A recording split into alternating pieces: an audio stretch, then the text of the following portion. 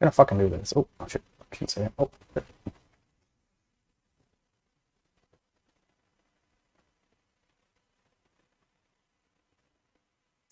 Go on, YouTube. So YouTube's been staying muted now, which is kind of nice.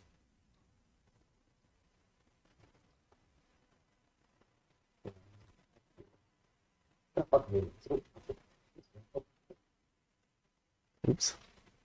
Where is that coming through? Twitter, why did it unmute it? Hopefully that didn't go live anywhere. I just turned Facebook on. A couple of them are live, but look good. Oh, flailing. Hey everyone, Robert Nixon here. Happy Thursday. Just doing my weekly live video. Missing Tanya. She's I don't know. She made me do it myself today, which is unfortunate because I feel like it's a little more engaging having her with me, and maybe a little more entertaining as well. She's a little better looking than me. Maybe. I shaved this morning though. Anyways, we're gonna talk about. Do I have a title up there? No, because it's just my office screen in the background. We're gonna talk about tenants. So we just have 10 tips here. 10 tips to choosing the right tenant, and then some sort of questions to ask and stuff. And you know, I think it's a tough one. I've always had pretty good luck with tenants, but it's easy to make mistakes. You know, maybe you catch them lying, but they seem like a sincere person, so you give them a second chance. But I think, you know, if they're seeming dishonest and you have that bad feeling, usually it's probably not a good fit. What did someone say a while ago? They're like, if you're vetting tenants and like you go by your gut, if your gut tells you that something's not right, it's probably not. There's probably a reason for that. And you know, in most cases there probably is. So we've had a recent experience where our tenant wasn't working out exactly the way we wanted it to. And I don't think we're super picky. Maybe we probably are, but you know, the one thing that I feel like I want in a tenant is just for them to take care of the home. And maybe you can't kick them out unless it's extreme wear and tear, but if they're breaking a million other rules and breaking the lease contract, then obviously those tenants, you know, aren't probably a good fit, because what's going to happen down the road when, you know, who knows, right? I have had some crappy tenants in Fort St. John, my property there, even while I had a property manager, so I actually got rid of that property manager. And I've had a lot better luck even doing it remotely since I've been doing it myself. I have someone that helps me do walkthroughs and stuff. But yeah, it sucks when you're paying someone 10% of your your gross rent and they're not really doing their job. You're getting them to do a walkthrough and even managing them every 6 months, and it's like, oh, they moved out and the house is destroyed? What? How did that happen? So I think if you're going to have a property manager, whether you're in the same town or not, you still want to manage the manager. And if you're going to get them to do those walkthroughs every 3 to 6 months, maybe every month or two in the beginning, get a written report. Make sure you get the checklist and the move in and inspection report. I think that's quite important, so you can actually see if there was any other issues. Maybe ask for pictures. Hopefully they wouldn't lie and actually going through the checklist. But so yeah, 10 things or 10 tips to choosing the right tenant. Ask the right questions. Of course, you have to be careful. There's certain things you are not allowed to ask. But you are allowed to get pretty in-depth, I think, with their not personal, but their situations, living and employment. So when do you need a place by? You know, if they're desperate for a place, maybe not a good fit. But if they are organized and ready to move in for the next month and give their landlord notice, that's good. I don't think you really want someone who doesn't give their landlord notice. It's probably not the type of tenant you want, because are they going to give you notice? Have you given notice to your current landlord? Sometimes people do that ahead of time. I think in a rental market like this, probably not, because they don't know if they're going to find a place. How is your job? So get them to talk a little bit about their job, what it is, how it is, what it looks like. Hopefully they do work. How's your credit report? So that's something we always pull, but hopefully something they would be honest about and tell you. And I mean, if they don't know their credit, I mean, that's super common with people. I've had some amazing tenants where like his credit was garbage and hers was great. You know, and she kind of took care of all the bills, and it was a good fit because I knew he wasn't about to go out and buy a house. But, you know, you got two people with crappy credit or no credit, it may not be a good fit. You at least want them to have some sort of credit rapport and be able to, care if you're going to go after them for collections if they destroy your home, right? So how is your credit score? What is your maximum budget? I think that's an important one for sure. We had some foreign students come look at our rental, and we're like, look, we're not willing to give it to you at that price, and they still wanted to come look at it. We're like, look, this is the cost, and they were like so brutal on price that they, like, right down to the bitter end, we're still trying to get the place and pay crazy amounts less. And we're like, no, like, it's not happening. I mean, obviously, like anything in sales, you have to make your price reflect the market, and if your price is too high, you maybe have to adjust it down. But they were just coming in to lowball us, and it was quite disrespectful, actually. But that's unfortunately, with the changing economy in our country, I think you have to work with those different personalities and I don't even know how to say it, but without saying it wrong, but just different upbringings, I guess, and the way they look at money and how they treat you based on money. It can be quite tough with tenants as well as real estate sales. How many bedrooms do you need? That's important. You get 10 people wanting to live in a 4-bedroom house. Obviously, that's not ideal. I know some people that do allow that, but you would charge more based on the extra occupants, right? Do you have any pets? I think that's important. If you are willing to allow pets or not in your rentals. I look at it like, I'd rather have 4 people in there than, 2 people and 4 dogs, because, are the dogs going to be easier in the place than the people? Probably not, but it's all preference and maybe the type of rental you're renting, right? Who else will be living with you? That's definitely important. We always make sure the kids and every other person that's going to be in the property is on the lease. If someone else moves in, that's breaking the lease, and you need to make sure you let us know. You need to have them apply, and we have the right to adjust the rent based on that, right? Because if we rented to you because there's only 3 of you and the other person had 6 people, and you go move your brother and sister in or your mom and dad in, then obviously that affects our decision on why we would have rented to you in the first place. So yeah, who else will be living with you? You move someone in. We try to be reasonable, but it's like, okay, someone's living here. Well, that's not okay. Make them fill out an application. They fill out an application. They're not paying rent. They're not on the lease. They don't get put on the lease. They're not, what was the other one the tenancy board said? Rent, lease, and I don't know. But so you give them, okay, we'll give you 2 months for them to be out, but they're not out. And then they get mad at you and wonder why you're getting an eviction notice. It's like, well, you have someone living there and you've blatantly broken the rules, and they're not supposed to be there. You're treating us and our property unfairly and breaking the rules. It's if you're breaking so many rules, like there was 3 or 4 in this case, and it's like, obviously we can't trust you, and you're not going to be a good fit in the long run to take care of our property and have you be like the client to our business, because that really is what it is. I mean, you have to look at tenants like they're a client, they're a tenant, they're like running your business for you, basically. And if you have a good tenant, then your business runs smoothly, just like any business, a good employee. So yeah, a couple of other points here. Get them talking. Try to get them, I think this is common in real estate sales and with a tenant, right? Get them talking. Try to get them to talk about current landlord living situation. Get them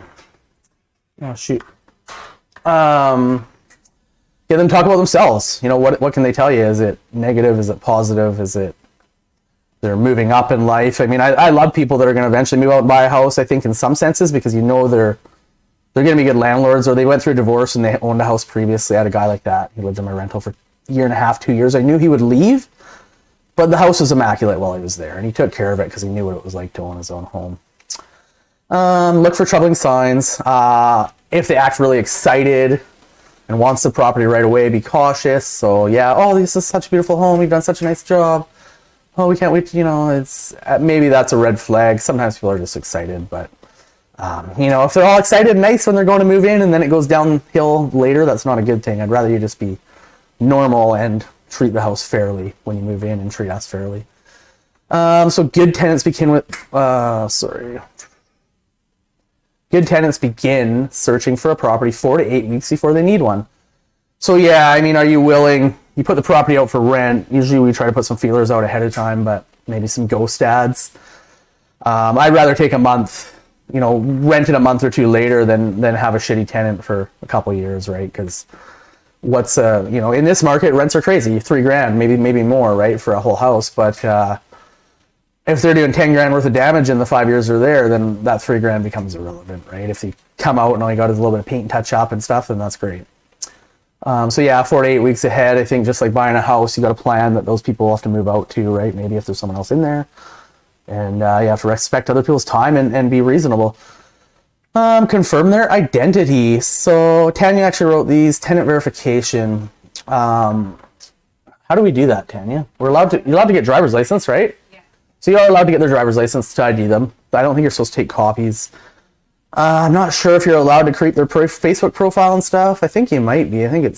But you are allowed. So it's common, and it's common. You go look at their Facebook. What's their Facebook saying? Is it all private? Is it all bottles of whiskey, shots of tequila, or is it like gardening and taking the kid to the park? I think it's definitely a good idea to get to know your client, no matter if you're a tenant or a person wanting to buy a house. For me, I don't create people's Facebook profiles. I'm not going to say I haven't, but there's times where maybe you wish you had and you think things are going a little bit the way they shouldn't, or they're not working out, and you're like, hey, maybe I could learn something. Maybe I could ask my neighbors. Maybe I could ask the neighbors of their old landlord what they're like. I don't know if you're allowed to do that, but yeah, I mean, definitely your friends and family. What if they know them? If it's a small town like Campbell River, if they know them and they have some sort of reputation, maybe they're not the people you want in your house. And I don't judge people. I think people can do whatever they want, but you need to fulfill your duties as a tenant, I guess. Just 2 seconds here. Yeah, so confirm their identity. Never use the employer. This is actually a good one, and I honestly, I'm guilty of not doing this myself for sure. Someone gives us their direct supervisor phone number for the company, you're going to phone it. But and I think that's probably good in most cases to make sure you talk to that contact that they give you. But I think the biggest thing is making sure that contact is legit. So never use the employer contact provided. Most companies can be found online. So maybe you talk to that person, but you also find the company online, and you phone HR, you phone the head office and confirm that person works for that company. Some places may be unwilling to let you know that, but I think if you explain you're a landlord, they're looking to rent your place, and you just want to confirm that they do work for that property and that their supervisor is so-and-so, and that they're currently working, or maybe they're off because of COVID, but they're planning to go back, and that they're expected to go back permanent full-time. And they're not lying about their employment, because we've had that happen too, and it's like, don't lie, because it's just going to come to bite you in the ass if you, I don't know. It's like people start lying about one thing, and then they start lying about everything, and it's like becomes obvious that it's all just a lie, and they're all just full of shit. So not a good way, I don't think, to have any relationship, whether it's personal, your wife, your spouse, your landlord, your client. Lying isn't going to go anywhere. And then this one, verify the landlord's name using proper channels, i.e. a title search. So that's good. If they give you an address and you want to make sure the landlord does actually own that property, you pull the title. I think you can do that on BC Online publicly, but maybe you get your realtor to do it or something if you have a realtor friend, or a property manager to probably do it. Pay them their $20 or whatever to do it for you or something to make up for the cost, but it's not super expensive. I don't think there's anywhere else you can check that BC assessment, but maybe you just know. Maybe you've been through the property. Maybe you know their landlord. Maybe you go, oh, weird. They say they're living here, but their landlord is a different name than the person that owns the property, and you know that person. Beep, beep, beep, red flag, red flag, red flag, and then I go, oh, I'm really sorry. We don't have the best relationship with him. Weird personalities just don't mix. Red flag, yeah, probably. They're so nice, and he actually kind of gave them a good reference, but not great, but maybe he just wants them out. And I think that's a really big thing. What if the current landlord just wants them out? So going back to the past landlords and making sure they are the correct landlords and not just friends, I think that's important, because the past landlords, once they're gone, are going to give you an unbiased opinion. So I think it's really important that you talk to previous landlords, not just current landlords, and that you verify they are were the current landlord, were the previous or current landlords for sure, and make sure that they're not lying. Make sure the title matches, the name matches, and make sure it's the same person.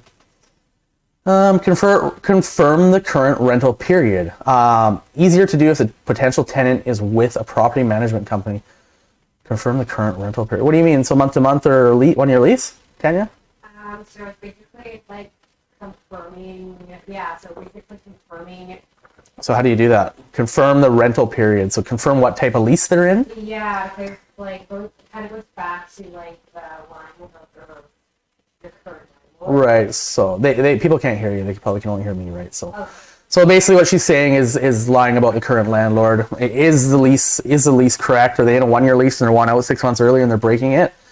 Probably not a good sign. Are they in a month to month? And they haven't given notice, but they say they have given notice. That sort of stuff, Tanya.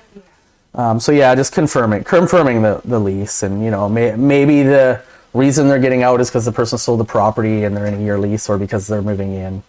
There may be a legitimate reason for breaking the lease early. I've had people do it, and they were amicable about it. He's like, "Look, man, my friend's leaving town. He's got a brand new house. He's gonna rent it to me cheaper than yours because he wants me in it. I want out of my 1 year lease early." And I'm like, okay, like I'll try to find someone but you're gonna have to stay in there until I find someone. And he was reasonable about it, and I found someone, and he actually ended up being a better fit. And I got him into the property, and Bob's your uncle. Well, Bob is my uncle, actually.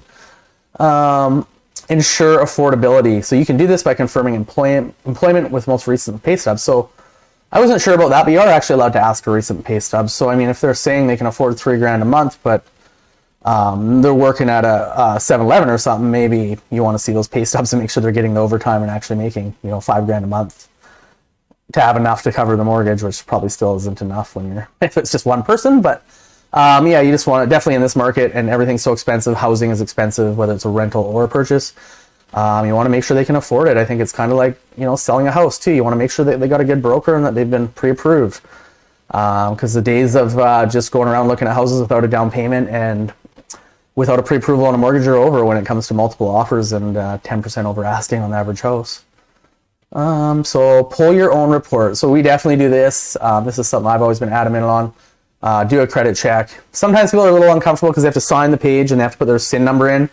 And sometimes I've had people go, well, we'll give you my SIN number once you say that I'm sort of made the final cut or whatever, and then you can pull my credit. Fair enough. I mean, if a tenant wanted to provide their credit from TransUnion, I'd probably be okay with that, as long as it didn't look tampered with and it matched maybe my credit report that I pull from TransUnion or Equifax, so I can tell that it's legit. Criminal background check, I always do that. You could do that, through the public records. It's a little bit of a pain in the ass, but yeah, you can take last name, first name, and it'll pull up court records for anyone in the province of BC. I don't usually check all of Canada, but the problem is someone could have something going on in the rest of Canada, I guess, and not be in BC courts, but at least that's a start. If they've been in BC a long time. Out of country, obviously you're not going to be able to find anything. Well, there may be a way, but probably not something you're going to do for a tenant. But yeah, it's always good to do, because if they got 10 speeding tickets or been to jail for something crazy, then obviously you might want to question it. Speeding ticket, maybe not so much, but maybe if they've been charged with racing or something, and I don't know, whatever. But it's obviously you have to make a judgment call there too. Not everyone has to be perfect, and I think that's maybe what tenants' misconception are as well. Like, I don't care if your credit's perfect, but if you got a bankruptcy and a bunch of people going after money for you right now, and you're not fixing that, you just blame the cell phone company or the cable company or the old landlord, and you don't take responsibility and you're not fixing those problems, that's probably a red flag, right? You want someone that's going to want to improve their credit and be working to pay those things off or sort them out, however that may look. Verify photo identity. So yeah, we always get driver's license and verify people's identity. You want their date of birth, you want their full legal spelling of their name. If you ever do have to go to collections or anything, or take them to court for damages, then you want to know who those people are and be able to have the information to submit to the collections people to do that. I had that property management company that mismanaged my house, and we put about 20 or 25 grand into it after.